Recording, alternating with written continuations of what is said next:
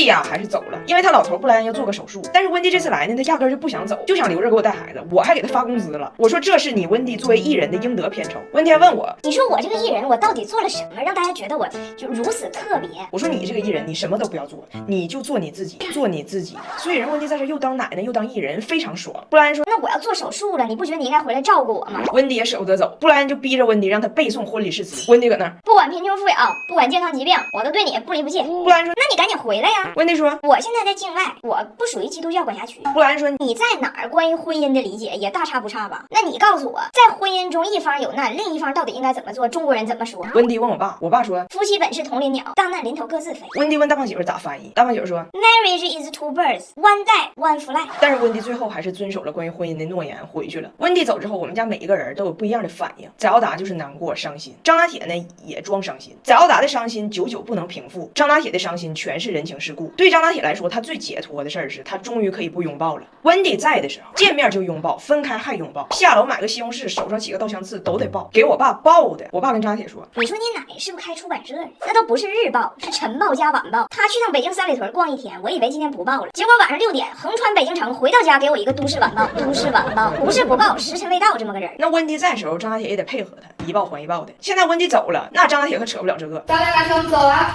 拜拜，拜拜。哎呀，拜拜，走的。哎，我爸的反应呢，就是和大胖媳妇一起策划了一个拳头宴。因为温迪在的时候不让吃动物脑袋，不让看动物眼睛，还不能吃他认为可爱的小动物。现在温迪走了，我爸和 Jamie 整这个大宴，叫出头之日。两口，就是这头，来，咱们大快朵颐啊！哎呀，吃鱼头，吃鱼头。温迪要是在，他肯定只吃干巴面包。温迪的干巴面包不止费拿铁，还费番茄酱呢，吃啥都得蘸点。幸亏我家常备魏好美番茄沙司，一瓶含10个番茄，浓郁番茄味，酸甜可口，全家都爱吃，零添加，配方干净，是我家佐餐首选。挤一挤不怕孩子们剩饭，真省心。大胖媳妇在他妈离开之后，抱着100多个裤衩子发呆。我说咋的了？他说我当年离开加拿大的时候，我妈给我买了20个裤衩子给我送行。后来每次我妈来中国，每次给我带的礼物没有别的，都是20个裤衩子，20个裤衩子。他不说他自己抠，他说他心疼他儿子胖，穿衣服磨裆费裆。大胖媳妇一边看着手机里他妈妈的影像资料，一边看着面前这一批7、8年前的老裤衩子，说这让我想起了一首中文歌，当你老了。你老了。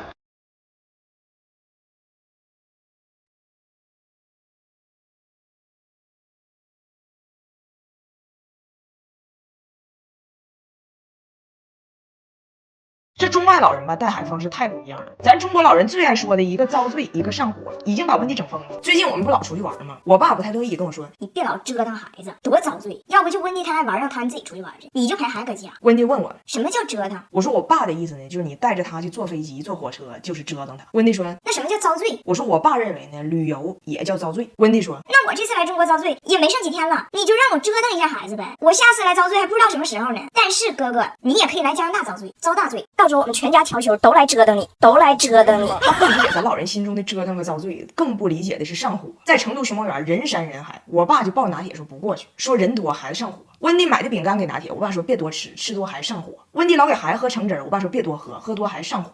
温迪实在理解不了了，问我爸火在哪呢呀？火呀，哪有火呀？我爸说火在它里边啊，这里边有火。温迪说那孩子里边怎么能有火呢？拿铁体内有酒精啊，酱香拿铁怎么这么易燃呢？它易燃呢？它。我爸跟他说你对火的了解太肤浅。你看拿铁自从出门就没拉，这就是上火。我看他这样，我上老火了。温迪更懵了，你出门也没拉呀？那怎么什么事儿都是上火呢？什么事儿都是上火呢？不光是文化差异上，啥事儿他也不惯着孩子，那是真不惯。我们在溶洞参观那天出来以后下山是可以坐一个绳索秋千下去，我就给每个人都买了一张票，35块钱一个人。但是翟大一看呢就吓哭了，说绳索他不敢坐，他空高要走下去。这要是我爸我妈哈，肯定心疼的不得了。不错，绳索什么玩意儿，打他。温迪刚开始也安慰翟大一番，后来发现无效，翟大泪眼汪汪的看着奶奶说，那么奶奶你能陪我走下去吗？他奶说，哦亲爱的我爱你，那请不要做梦，你不想玩我也想玩呢，你不要道德绑架我。这么着吧，你呢走下去，奶奶滑下去，到时候咱们呢在山脚下汇合，你一见到奶奶呢，你把你票给我，奶奶呀再走上去，把你的票票给花了，把你的票给花了。奶奶和孙子孙女吃冰激凌，永远石头剪刀布，谁赢了谁先选口味。翟耀达要是选完了，一尝发现不喜欢，想跟他奶换，那绝对不好使。刷牙也是，我爸那是连哄带骗，甚至亲自上手代刷，但温蒂全凭自觉。幸亏我给翟耀达买了新一代欧乐 B 圆头防蛀刷的艾莎公主版，小圆头360度包裹清洁，贼精准。全新升级的内圈 S 型刷丝，洁牙加护牙，智能 APP 让刷牙自觉起来。给温蒂一个大人版的磁波旋动技术，搭配独特圆头，不找力度都能刷干净。但是他平时不惯着孩子吧也就罢了，最近他不是惹大祸了吗？把他孙子最重要的户口本扔丢了，人家张大铁不搭理他了。昨天我的小姑子为了安抚他生病的嫂子，从宠物店借回来一只小柯基，拿铁就贼喜欢，翟耀达就跟他奶说，我觉得你应该补偿一下我的弟弟，把这条狗送给他。温蒂说，不是，这老板要价太贵，而且非常不合理，说这个狗是纯正的外国血统，所以贵。但是我怀疑它就是个串儿，关键现在也没有任何的身份证明可以证明它到底是哪里的狗。翟耀达说，你说的这不就是我的弟弟张拿铁吗？张拿铁吗？翟耀达说，以后这狗就叫户口。这还是北京的户口呢。我要田野的，田野的。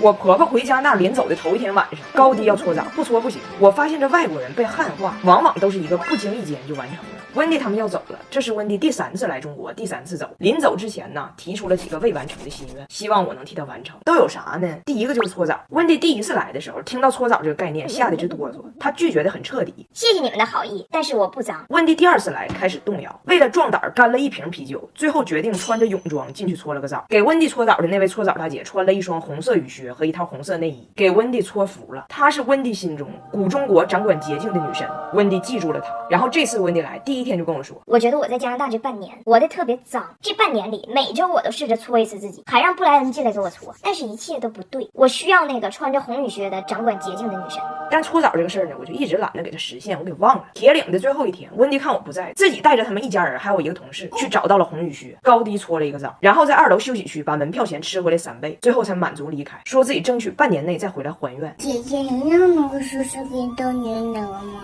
奶奶说太贵了，我们没有加牛奶。那撒完了呢？你下次找我，我给加奶。OK。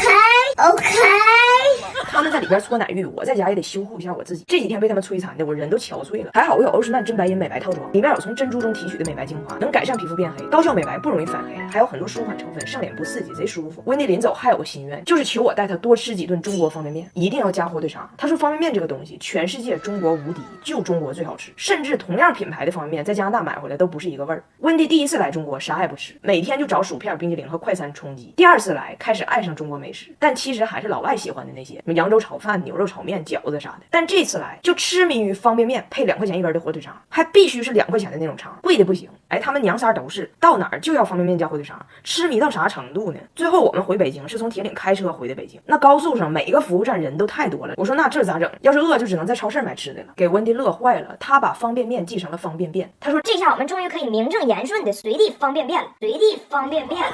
回到北京，温蒂一想到自己马上就走了，最后一个愿望就是临走一定要让他接一次张大铁从幼儿园放学。然后温蒂就在幼儿园门口和别的孩子的姥姥奶奶一起等孩子们放学。然后晚上咱也不知道张大铁咋想的，突然间就来我屋跟我唠嗑来了。妈妈，为什么我的奶奶和别的奶奶长得不一样？因为你的奶奶是老外呀，那她肯定不一样啊。家怎么这么多外国人呀？这么多外国人呀？